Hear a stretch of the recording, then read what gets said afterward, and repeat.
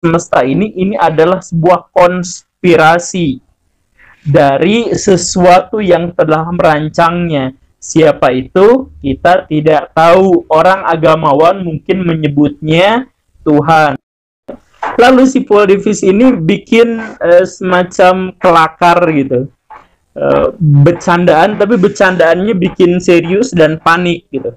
Jadi kalau semesta ini terbentuknya sudah ketahuan seperti itu, lalu bagaimana endingnya? Kan ending dari alam semesta ini setidaknya kita temukan dalam 3 teori besar atau 3 skenario besar. Yang pertama adalah yang tadi, runtuhan besar. Kalau sudah meledak, nanti balik lagi, zeb, gitu lagi, keruntuhan besar. Kita jadi mampet lagi ke inti pusatnya gitu. Hancur udah. Itu yang pertama. Kemungkinan yang kedua, koyakan besar.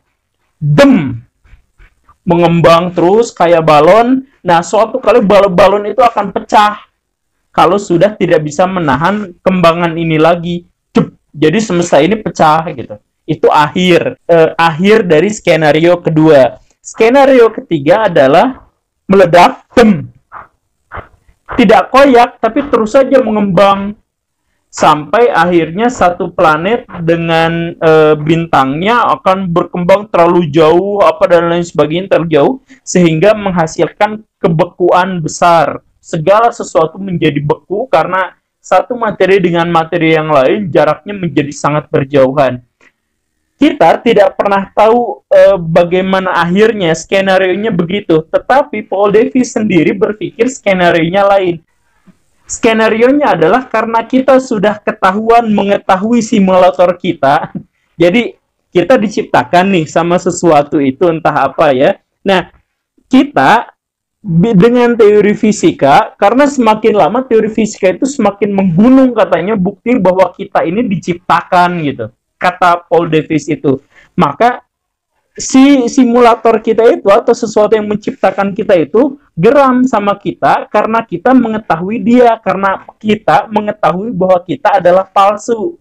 Maka si simulator kita itu menghapus kita, pencet delete, kita mati semuanya gitu. Kata dia sih begitu. Jadi akhir dari semesta itu bukan rengkuhan besar, bukan sayatan besar, koyakan besar, bukan kebekuan besar, tapi karena anggaplah Tuhan mengetahui bahwa kita sudah mengetahui dia, maka dia bosan sama kita, jadi dia pencet delete untuk menghapus semua data kita.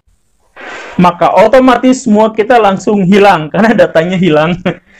Ya, serem juga ya, tapi ya apapun yang terjadi di luar sana kita tidak pernah tahu, dan apapun yang terjadi tentang masa depan kita juga belum tahu. Ini sekedar sebuah gambaran tentang bagaimana sains berusaha sekuat tenaga untuk menemukan hakikat kehidupan.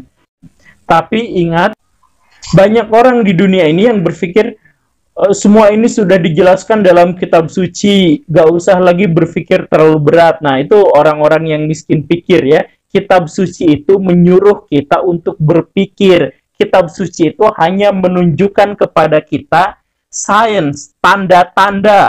Kitab suci itu bukan menunjukkan ilmu pengetahuan, tapi merangsang kita untuk berpengetahuan. Oke, itu saja. Terima kasih karena sudah menyaksikan. Tonton episode saya yang lain.